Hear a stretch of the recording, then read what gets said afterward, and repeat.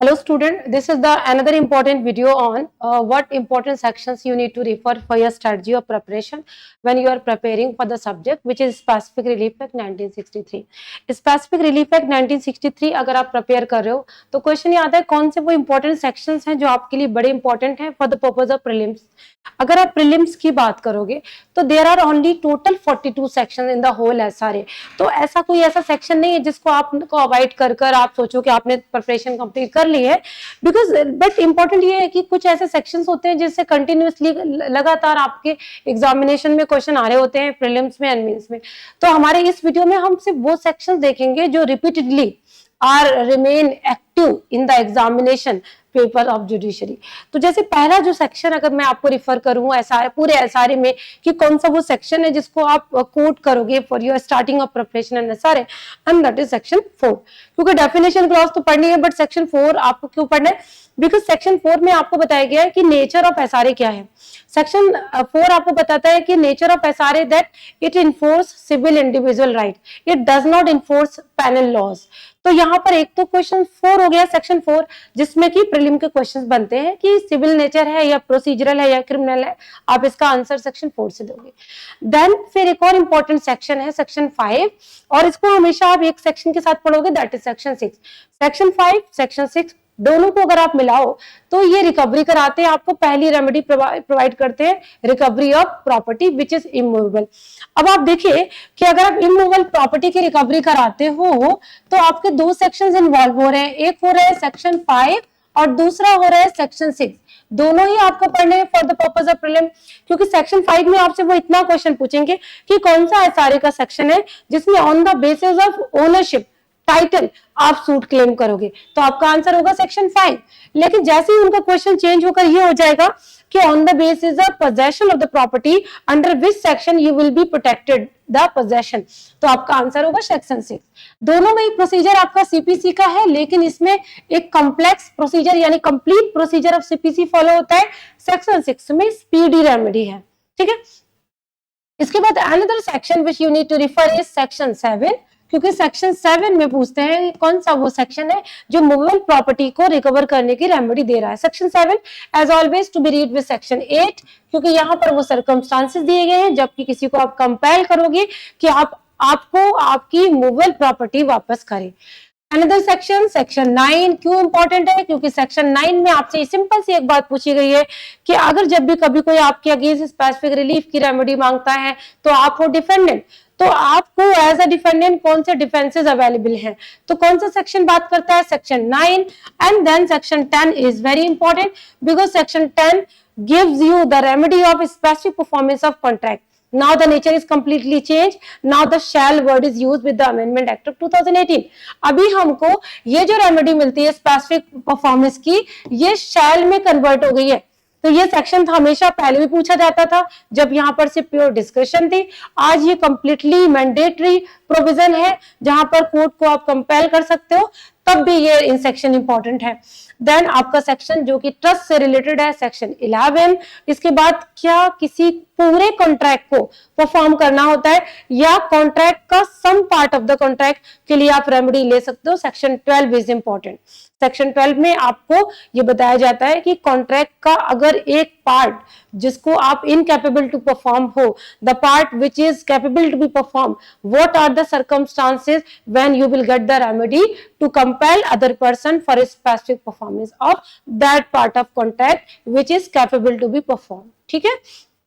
Section 13 आपको एक doctrine of feeding the grant of estoppel under TPA की तरह है.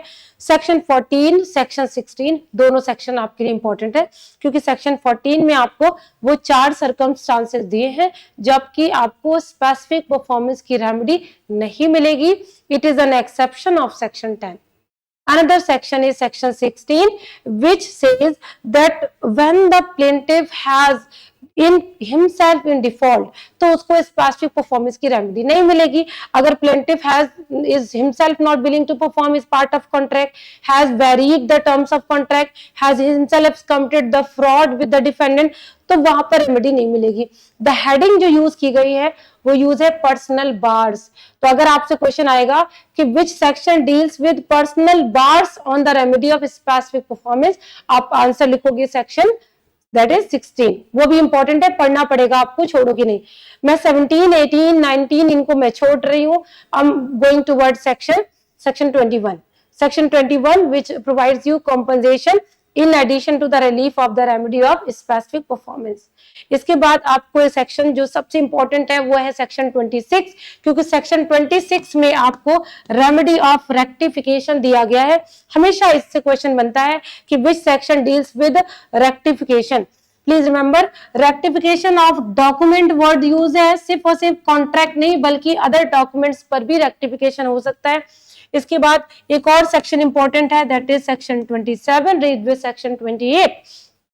27, the remedy of recession is provided when the contract is void or voidable in nature or has become unlawful in that part। तो आप उसके लिए court से एक remedy मांगोगे और आप कहोगे कि please end the contract because the contract is not to be enforced। तो यहाँ पर आप रेसेशन की रेमेडी मांगोगे, तो 27 भी आपके लिए इंपॉर्टेंट है। देन आपके लिए एक important section 31, cancellation of the document is provided here.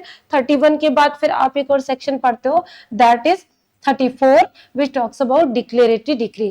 Declaratory decree is another kind of remedy which is provided for you whenever you are having any legal character or you are having any right over the property, other person is refusing or denying your legal right or your right to property, you can bring a suit in the court of law and आप बोलोगे कि आपके right को declare कर दिया जाए।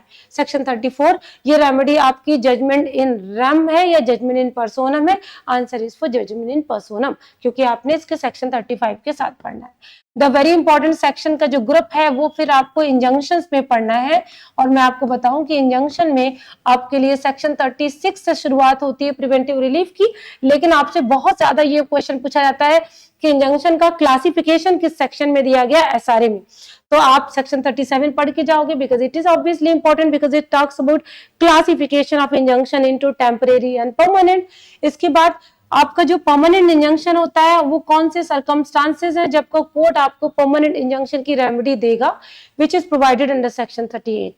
इसके बाद आपने 39 को भी पढ़ना है because 39 talks about mandatory injunctions.